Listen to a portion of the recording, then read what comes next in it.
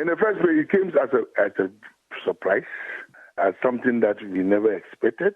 Come to think of the relationship that we've built with the Ministry of Trade and Industry. I would say it on authority that the cement industry will be, I think, if not the only industry or one of the industries that have established a memorandum of understanding with the Ministry of Trade and Industry because of the sensitivity of the product, because of how economically the product is being, seen in the country. You're talking about cement, and he's talking about the use of cement, infrastructure, buildings, blah, blah, blah, blah, blah.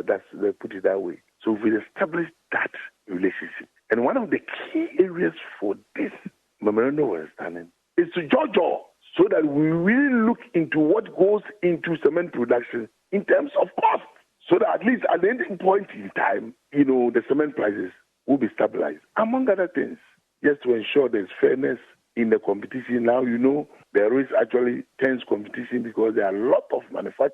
And again, the sensitivity of this product in terms of quality, we should ensure that the quality is always actually complied with. Because when you're producing substandard cement, you know the consequences, collapse of buildings. So, all these put together, we've really established a very good relationship with the Ministry of Trade and Industry.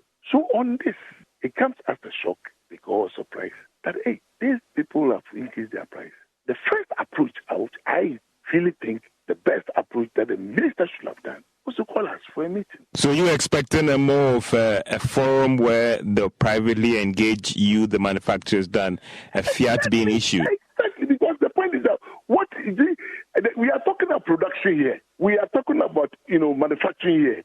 So it means the outcome, and we are talking about production cost, that leads to prices.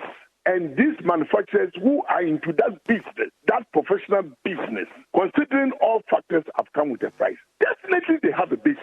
They have a justification. Then you see somewhere, just issue a directive that, hey, just like reverse it. On what basis? Are you going to comply with that directive of reversing the prices? It can't work. Because the point is that with the directive doesn't come with any basis. Because the point is that the price increases came with basis. Cedi depreciation. Cement production is hinged on importation, clinker, and other allied, equipment, spare parts, whatever. And the ministry knows it. About 75%, 80% of the raw materials, they are imported, dollar-based. And my brother, for 3 months, you're talking about, a cedi to dollar, 11 to 15. So you heard there from the Chamber of Cement Manufacturers. They say they cannot reduce the prices of cement due to the depreciation of the cedi, the cost of raw materials, the clinker and others that they use. In other words, they're also saying that, Mr. Trades Minister, Trade and Industry Minister, you are saying this, but it is not grounded in our reality and we shall not comply. But how then do we move forward? What interventions can come to play, especially owing to the cost of cement already? If you're in the housing industry, what does that mean? If you're purchasing your home or building your home, what does that mean? We're joined by the Chief Executive Officer of GRADA, the Ghana Real Estate Developers Association. He's in the person of Samuel Amegaibo. Good morning, Mr. Amegaibo. Good morning, Benjamin, and good morning to your viewers. How did you receive this latest increment in cement prices and then the reaction from the Trade Minister? Thank you, Benjamin. I think it was very disturbing, especially when I heard the margins of increments. 10 cedis, 15 cedis. I think in some cases you are even approaching 20 cedis per bag, depending on where you are in Ghana.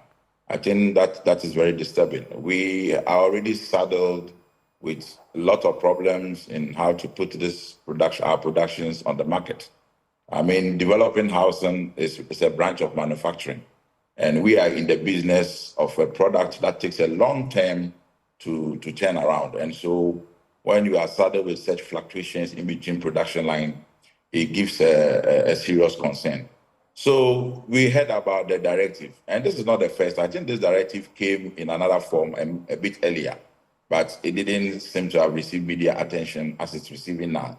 And we were very surprised because much as we think that it's an expression of concern by a ministry or by government for a product, for an industry, the tone of the directive did not seem to make too much sense, in the sense that there are fundamental problems that has made the cement price go up.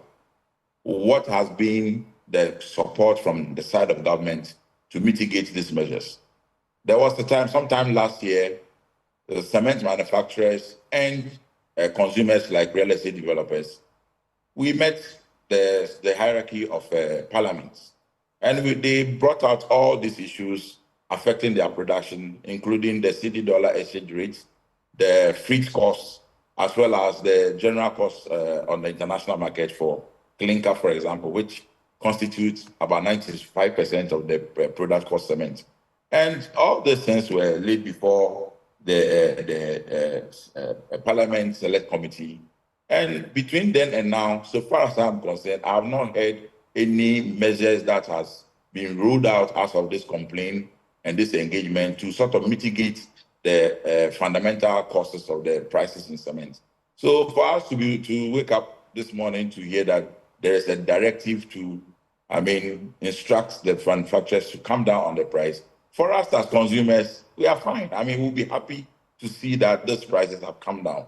But to be fair to the cement producers, just as we are also manufacturers of some kind of a product, it doesn't sound fair when there are fundamental problems that are culminating to the cost of the reason why the prices are going up. You don't see exactly any the point. direction. Exactly the point. You don't see any direction from government. Right. Yes.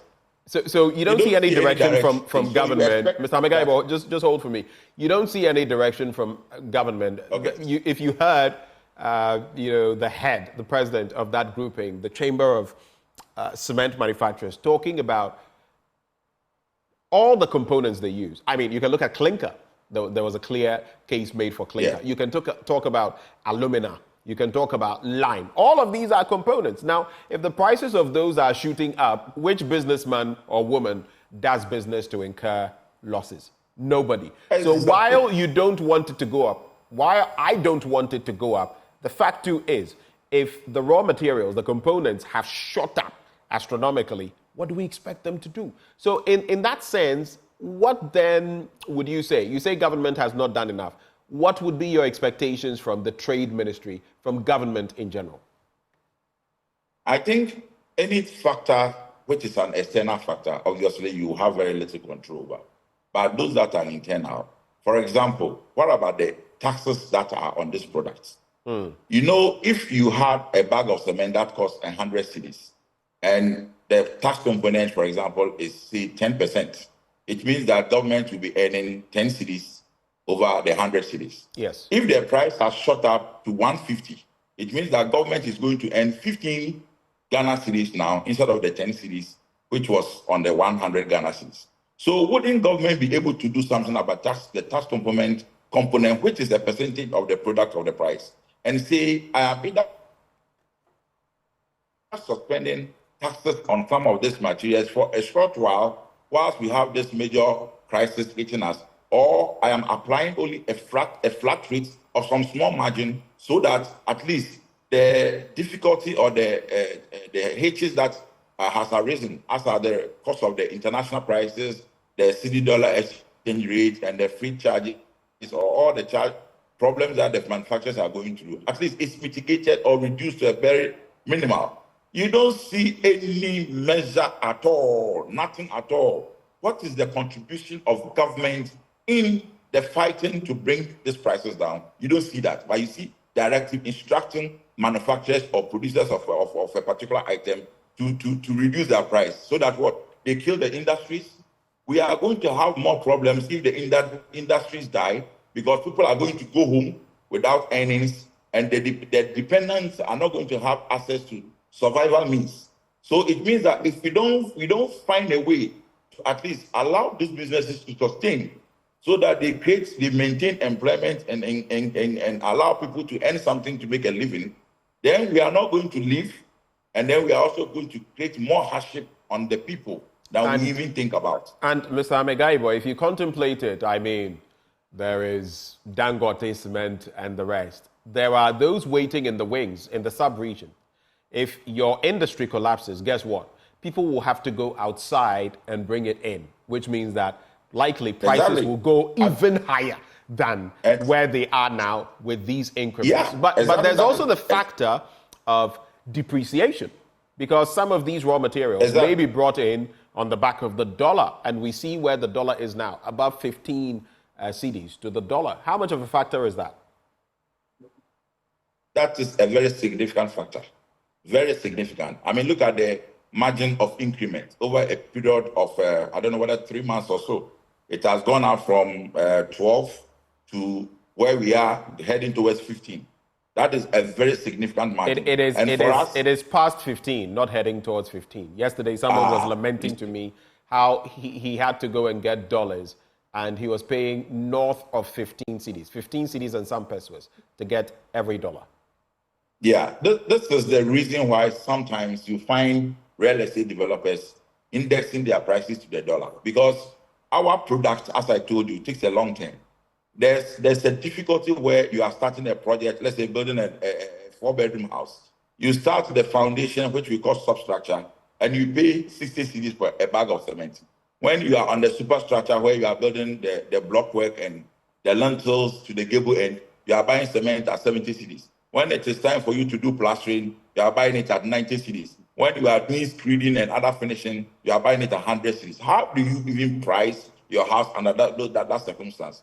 So sometimes the indexing of the dollar, it is how we are able to sustain and at least maintain our capital. If not, we will all be wiped out of business, and the hardship, the overall hardship on the citizens of Ghana, who is going to be extremely, extremely, extremely hard. In other words, is there a quick fix as far as the issues we are facing are concerned? Is there any quick fix, or is it only the tax handles we can tweak for now? What else can we do?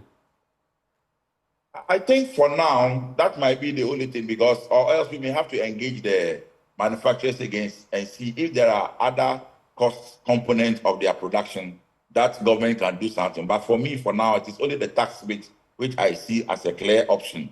And then also the import duty, import costs is also something that they can do something about. I remember when we met, they were even mentioning the cost of demurrage, how long it takes them to keep their ship, the ship that brings the clinker to offload. They also pay some amount of money for that duration, and they complain about it. I think these are some of the areas that government can look at to see how best it can help them to bring the price down. Before you can be a partner in mitigating price hikes, but you cannot be issuing directives for a businessman who has invested so much and must, at least, if he is not going to make profit, he should maintain his capital and sustain the business running.